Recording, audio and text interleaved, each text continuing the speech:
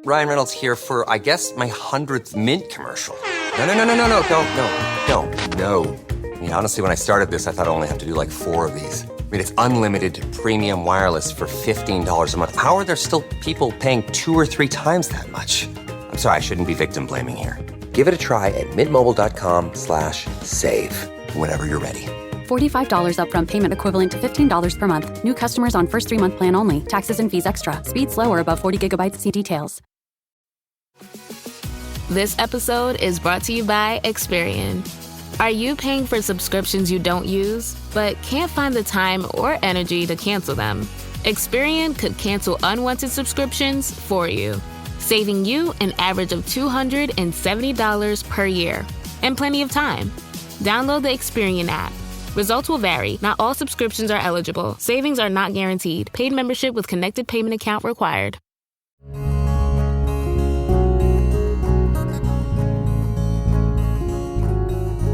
Welcome to the Casting Across Fly Fishing Podcast. I'm Matthew of CastingAcross.com, where I explore the quarry and culture of fly fishing.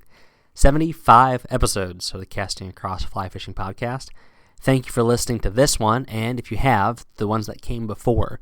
As always, I do look forward to all of the emails, chirps on social media, and feedback that I get about the podcast, as well about the articles on castingacross.com. It's truly one of the things about doing this that I appreciate and enjoy the most. One of the things that we talk about a lot on Casting Across, and simply because it's one of my passions, is fly fishing with small fly rods on small streams. And so today I want to revisit that and kind of take a different approach. I wanted to talk about not necessarily the kind of rod you should be looking for, but once you have that rod, why and how you should use it. Additionally, why there might be reasons why you should use a longer rod. Again, I am all for using the best tool for the job. Just because you like using a short rod doesn't mean that you have to use it. Just because you like fishing small streams doesn't mean that you need to use a short rod. There's lots of reasons and circumstances why having a short rod can be more beneficial, and there's some times where it's actually going to inhibit what you want to do, even on a smaller stream. So I'm going to talk about that today. First, I want to define what a short rod is. Some of this is subjective. If you are used to using a 9-foot rod for any and all circumstances, an 8-foot rod is going to feel short. You're going to have the amount of feel and the touch on using a 9-foot rod, so having a foot less of graphite or fiberglass or bamboo or whatever coming out of your hand, you're going to notice that. Absolutely. But generally speaking, when we talk about short fly rods, we're talking about sub 7 foot. Now, you can get really short. I'm looking at right now a 5-foot, 3-inch 5-weight that I've fished on some small streams. It's a really quirky rod, but it excels at throwing streamers on small streams. We'll talk a little bit about that technique a little bit later. I've been fishing a 5-foot, 9-inch 1-weight a lot recently. A lot of fun. That's a rod that I'm going to be reviewing and casting across in the near future. But I've got some 6-footers, a 6.5-footer, and a 7-foot rod that I think is the perfect prototypical small stream fly rod. It kind of is right in that sweet spot of being able to do longer rod tasks and doing shorter rod tasks also. This is more of a qualitative discussion. There's no right or wrong answer as to what a short rod is. But generally speaking, for the sake of the conversation today, I'm going to say 7 foot and under. So the first thing that you can do with a short fly rod is cast. Now, here's the biggest caveat of the whole podcast. A short fly rod might not be the best casting tool. And objectively speaking, a short fly rod isn't the best casting tool. When you look at people who are doing competition casting, they're using 9-foot fly rods, generally speaking. And there's a reason for that. Now, of course, there are these really short rods that people use to throw 100 feet of line, but that is an exception to the rule. That's not normal fly fishing. But the reason why competition casters are throwing 9-foot fly rods for distance and for accuracy is because that 9-foot piece of material, generally we're talking about graphite, is building up the kind of line speed that you need to move a lot of line, and also to do so with a certain amount of accuracy when you get to a certain distance. 30, 40, 50 feet. When we're fishing small streams, we usually don't need that 30, 40, and 50 feet of distance. Either the gradient of the stream allows you to move much closer, or if you're talking about something flat, like a spring creek, there's enough bends and there's enough natural cover that you're not having to bomb long casts. As always, there's exceptions to the rule, but you don't need to make those super long casts, which works if you're using a small fly rod because they can't do those things. Can you throw out a lot of line with a 6.5 or 7 foot fly rod?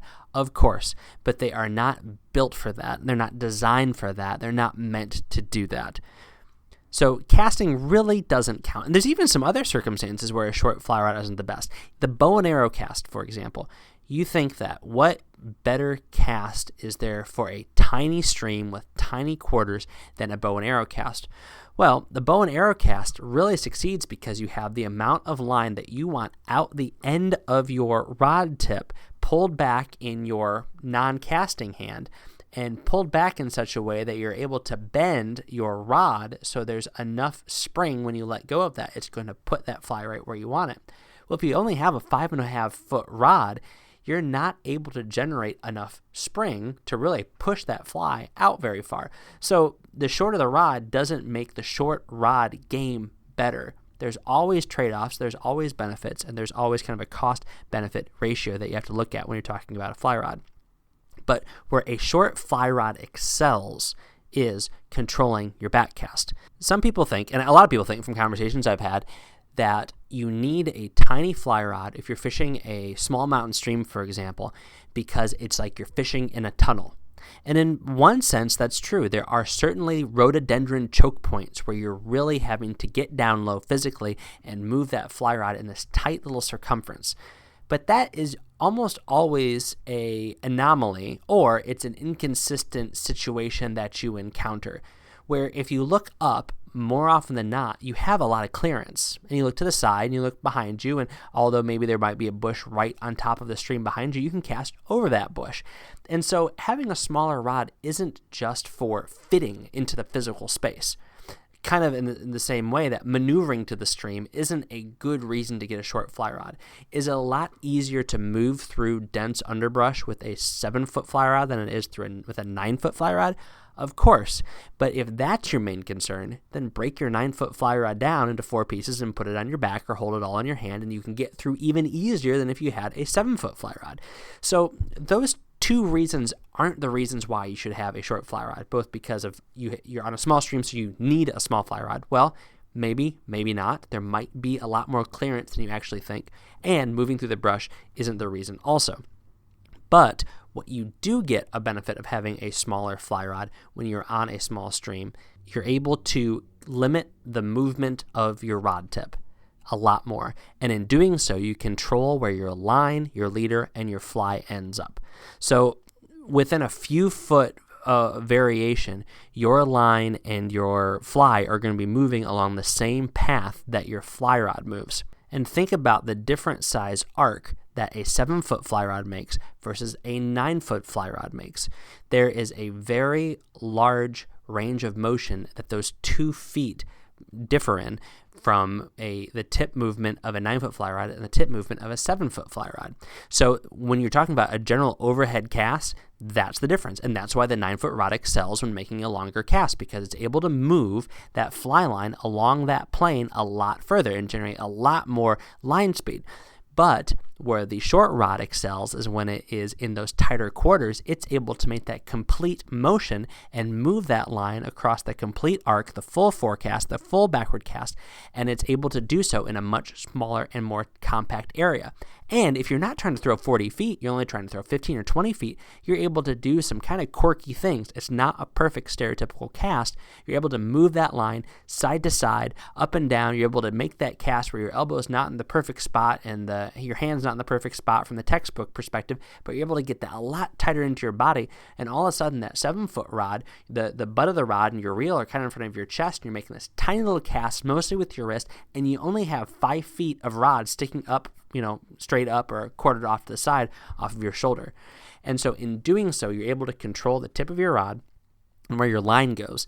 And I think this is the most important thing about casting on a small stream is you're not making a bunch of false casts. You're just throwing it behind you and putting it out in front of you.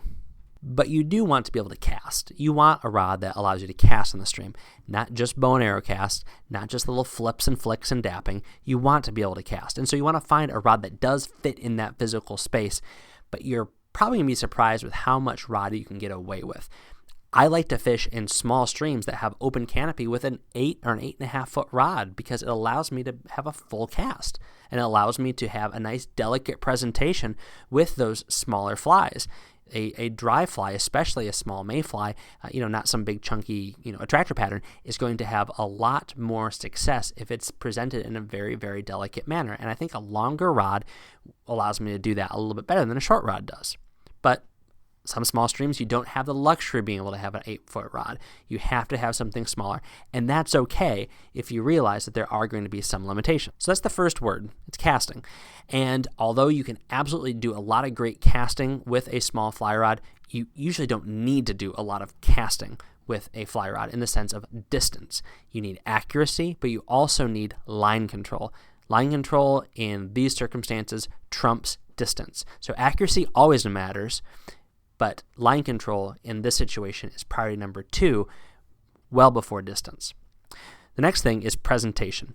Now, a short fly rod allows you to do some really cool things, and this is true for dries, this is true for nymphs, but the best example I can think of is fishing with a streamer, and then you can kind of take the data and extrapolate it out into how you do this for a dry or for a nymph. I really honed my small rod game on some central Pennsylvania spring creeks. And one of the best ways to approach these creeks and to fish them was to fish streamers on the undercut banks. But the streams themselves were very silty, very muddy. You didn't wade unless you needed to. So what you were trying to do was cast perfectly upstream or perfectly downstream from the stream bank you were on. And maybe you weren't even like toes to the water. Maybe you were a few feet back to reduce your visibility so the fish wouldn't see you, especially if you were fishing downstream. And you'd want to cast upstream along that stream bank and work that fly with a retrieve, primarily using your hand as you're pulling line in, or you're just taking up slack as it's moving downstream, or if you're fishing upstream, you are pulling your line literally to get a retrieve, and then working that fly maybe over some larger obstacles using that rod tip, or maybe even giving it a little action. I know that's heretical in some circles, but it's absolutely the best way to fish. And what I found is that using a 9-foot or an 8.5-foot fly rod, even though I had all the space in the world above me, I'm fishing in meadows, there's nothing that I'm going to get hung up on. In fact, having a higher plane for my line to travel on was beneficial because there was high grass and there was cattails and all sorts of stuff. So to have that long rod was great to be able to get those casts up and make a couple of false casts even. The problem is that you make that cast upstream and you're on the bank, and that fly lands beautifully, right? We've got this dialed in, so we put that fly right where we want it, a couple inches off that bank, like even hits a blade of grass that's hanging over and it gently drops in. And then you start making your retrieve.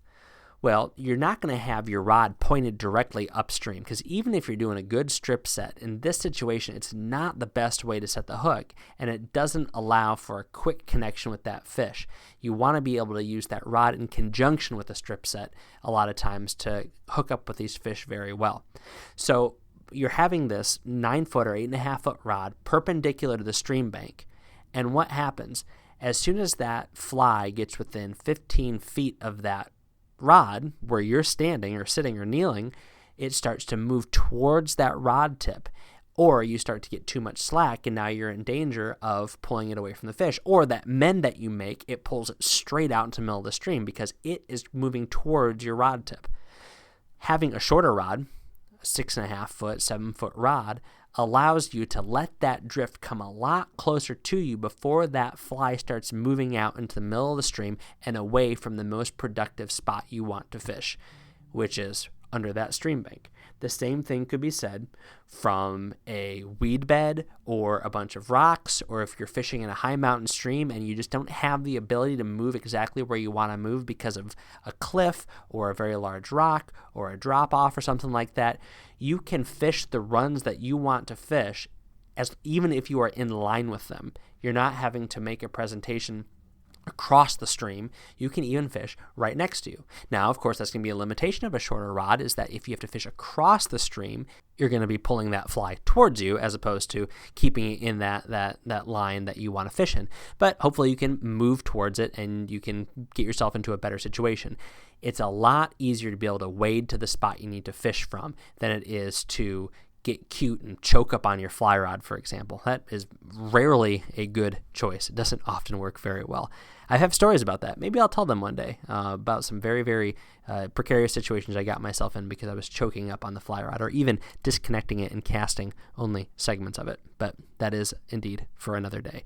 So that's a really cool technique that you can use and benefit from by having a shorter rod. It gets you in line with your fly. It gives you greater line of sight. And this is where it becomes very true for your dry fly and your nymph.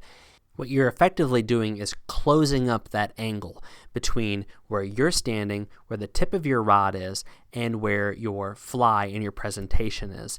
You're able to use a tool to its fullest and still stay kind of close and compact. Some of those things that are nice to have in normal circumstances, but are essential when the environment you're in is tight and you're not able to have 9 feet. You're able to still make those mends. You're still able to make those hook sets. You're able to maneuver your rod as you cast and mend, and it's all closer and tighter in, and you're not having to angle your rod upstream and lose out some of those benefits of setting the hook and also making those mends as you would if you were limited by having a longer rod on a smaller stream. Speaking of angles, that brings us to our third and final thing for benefits of having a shorter fly rod today, and that is actually hooking and landing a fish. So when you are fishing any sort of stream that has little waterfalls, plunge pools, and things like that, you're oftentimes casting off to the side of or below a plunge pool, and you make that cast and you hook the fish. Now, if you're using a long rod, there's a very good chance that the tip of your rod is very close to being on top of where that fish takes. So any closer that you get to where that fish is and where it's being fought in that pool or in that area, your rod tip is going up higher and higher and higher. And if you're going to get yourself into a situation where you're landing that fish, then your rod is probably going to be close to vertical, and you lose a lot of fish fighting power. Now, of course, how much fish fighting power do you need for an 8-inch brook trout or a 10-inch cutthroat? They can be very feisty, but they aren't going to have to be fought with a capital F. But you are going to want to be able to maneuver them and manage them quickly and efficiently for their benefit and for yours. You want to land that fish. So bringing it to net, bringing it to hand, you want to be able to use that rod. It's very difficult to use a 9-foot rod when the fish is 9 feet away from you. It's just not very convenient. So you set that hook, you've got that fish bouncing around, and having a 9-foot rod, as soon as you take that next step towards that fish, you close that gap, you make that angle more acute by 3 feet maybe, you're not going to have the space to work in to really move that fish in a way that it doesn't flop around. I'm sure you've had that situation where you have that fish right in front of you and you have that rod straight up and down essentially, and very quickly it kind of flops from one side to the other and your rod tip kind of bounces back and forth, and even a small fish is difficult to kind of get where you need it to be to net it or land it. And it's not that you're necessarily concerned about losing your dinner, but to quickly and safely and effectively land this fish, it's a lot easier to have a shorter rod and these tight quarters to get it to where you want it to be. If you see the continuity between these three things, casting, presentation, and fighting a fish, and how a short rod really benefits you because it just makes those angles smaller. The angles for your cast, the angles for your presentation, and the angles for fighting and landing a fish. And that's really the greatest benefit. It's not so much that this small rod makes catching small fish more exciting. It's not so much that this small rod gets onto the stream a lot easier than a longer rod. It certainly isn't because a small rod makes casting easier. It just tightens things up a lot and allows you to do everything that you would normally do with a longer rod, just in a smaller space. So small rods are a lot of fun, and I fish smaller rods on bigger water, and there was a time where I used small rods on big water all the time. I was just much more comfortable fishing those fly rods because it's what I was used to. But as I've fished more, I've really come to try to find a rod that allows me to do the most in the space that I can fish in. And so I try to maximize the rod that I have for the situation that I'm in. Are there exceptions? Of course. The little one weight I was talking about earlier, it's a fun little rod and trying to find ways to use it in different streams and different situations.